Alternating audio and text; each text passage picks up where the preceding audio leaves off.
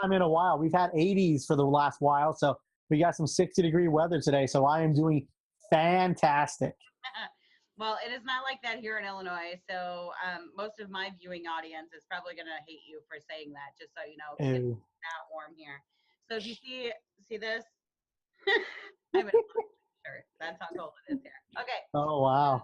Um, I wanted today we're gonna go through some really important pieces of the credit repair side of things. Okay, the most important thing being for me, in my opinion, is we need to get the understanding of what credit repair actually is out to the general public, and I'm hoping maybe you can shed some light on what the credit repair process really is and what you guys do behind the scenes, so that they really truly understand the benefits of it. Absolutely. Yeah. Credit repair or fixing your credit or however you want to word it can be very confusing, very daunting, and just very discouraging because here you are trying to build your credit. And by the way, if you haven't seen our other videos, I almost forgot to put this in there. We have some really cool videos. We'll link them below. Kelly and I are making a whole video series, so be sure to check those out. We got utilization, items that are affecting your credit. So that's where this comes in right here. Items that are affecting your credit negatively is really what credit repair comes into. So what we go and we help you find inaccuracies on your credit. So what is an inaccuracy? So let's say you have a collection that's still reporting that's really old and it shouldn't still be reporting as current or active. Well, we go through and we help you get those items removed in a legal way. We go help and dispute it in a way that we do it legally so that once it gets removed, we actually guarantee that it won't ever come back on. So keep in mind, you can dispute items yourself. There are different programs that you can do where you do it 100% yourself. However, it becomes one of those very complex legal aspects of things that can get a little overwhelming. And sometimes you end up spending a lot of time waiting to hear back, and then you just don't get the results you want. But so let's talk about some of the items that can be removed from your credit. Collections. So old collections can be removed from your credit. Late pays. How many of us have ever had a late pay because we forgot the auto pay got shut off, or we changed our debit card and one of our payments went in a little late? It happens to a lot of us.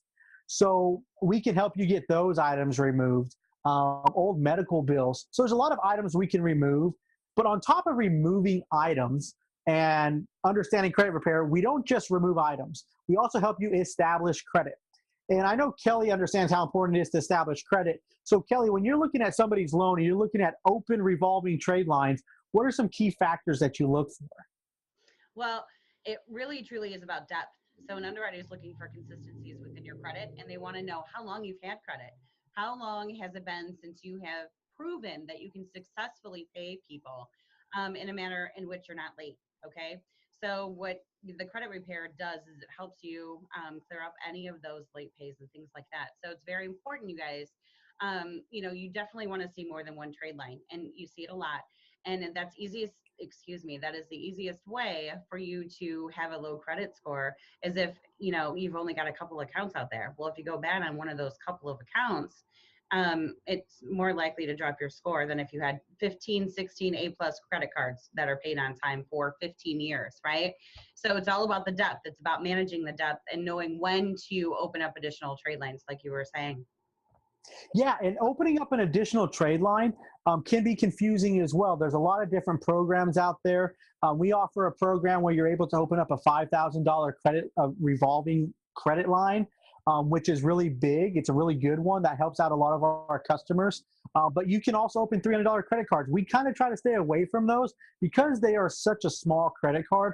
They don't have as much impact on your credit as, let's say, a $5,000 one. So we have different programs that we do to help build that depth of credit, to build that file so that you have some established credit. And here's an example of how much something so small can affect your credit score. I was just on the phone. I was driving home. That's why I'm actually in my home office today. And I was talking to a mortgage lender who is trying to help his mother get a loan.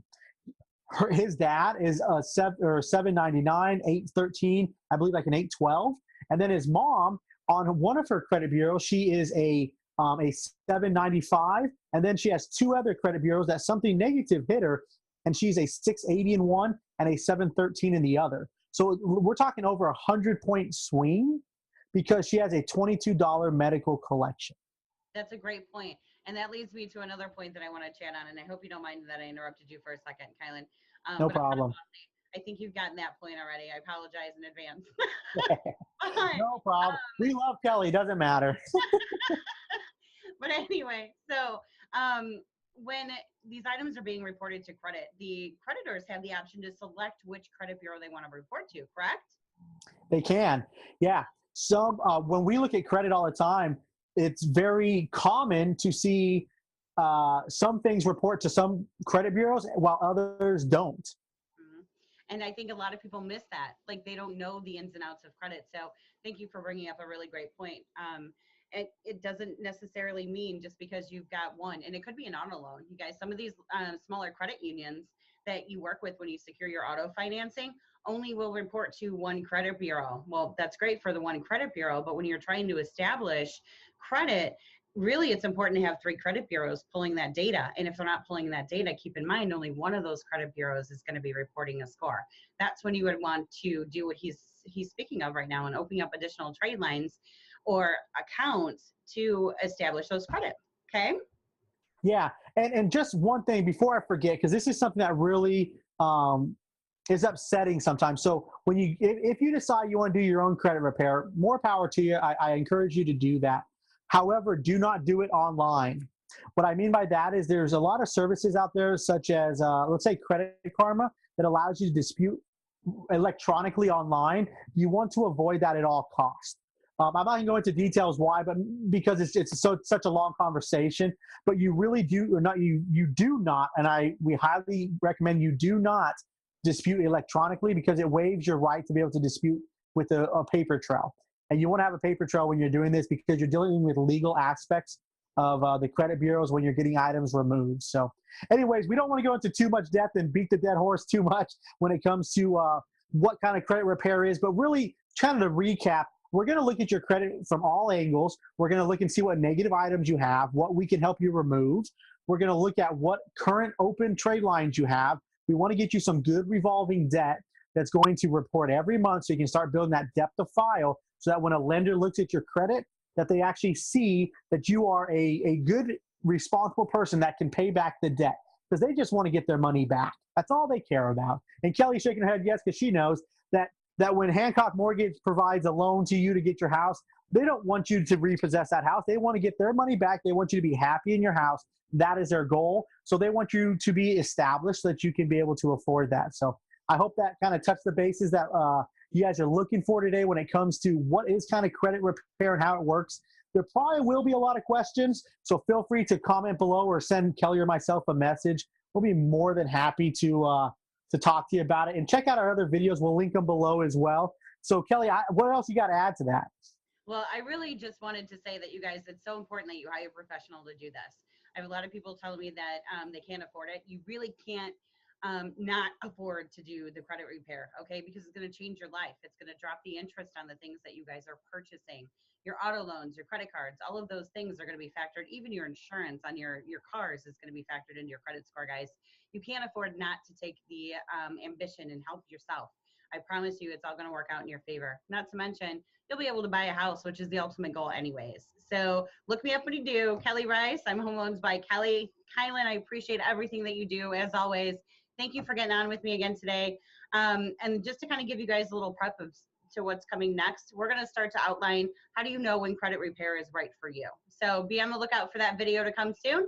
Otherwise, have a great night, guys. See you later. See ya. Bye.